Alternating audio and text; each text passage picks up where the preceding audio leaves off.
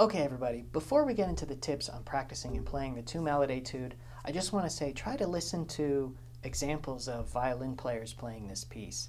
And if you search sonata handle, you might come up with a lot of hits that are different pieces of music. So to help out, make sure you search Opus 1, number 15, and then look for the fourth movement of this sonata for violin with accompaniment. Listening to the piece on the original instruments will help you get a good idea of what the style of the piece is. Alright everybody, let's talk about dynamics. We've learned that this piece is for violin and piano, so while we want to have a big contrast between forte and piano, we want to make sure that the forte is not too aggressive. So an aggressive sound might be like this.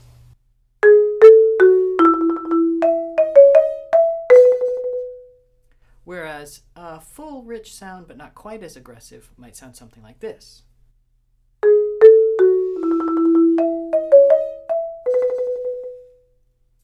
And then you can contrast that with the piano in the next 4 bars.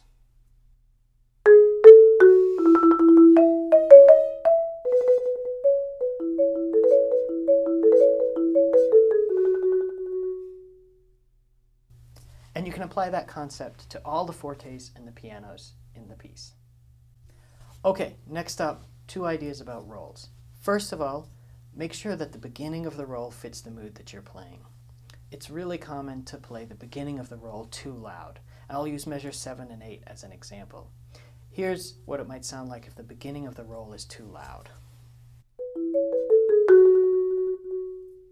And here's what it might sound like if the beginning of the roll fits in the line. Next up, we want to think about ties. So on the snare drum, the tied note is our release note. In this excerpt, we want to roll all the way through the tied note. So the 9th bar of letter B, we have these 8th note rolls tied into another 8th note. If I release on the tied note for this passage, it would sound something like this.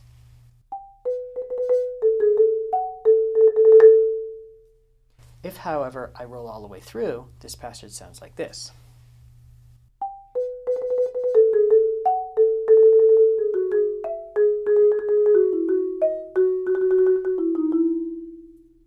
Similarly, 5 before letter D, we have a roll on this high A, and we don't want to have a strong release on the next downbeat. We want to try and roll through it a little bit.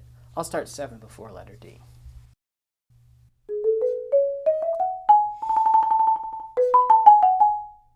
Alright, trills. In the style, a trill is played alternating between the written note and a scale step up. So 5 measures before the end, the trill is written on F sharp. We would alternate that with a G sharp, and in fact, we're going to play the G sharp first. So in that measure, we play C sharp, A, and then G sharp alternating with F sharp, ending on the E. So then I'll start, play the 6th and the 5th measures from the end. It sounds like this.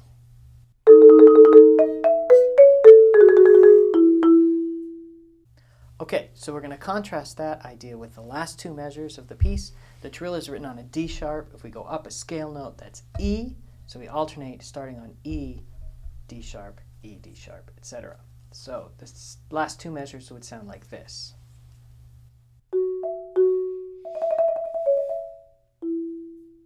All right, that's it for the 2-Mallet Etude. I hope you find these tips helpful as you're practicing, and good luck.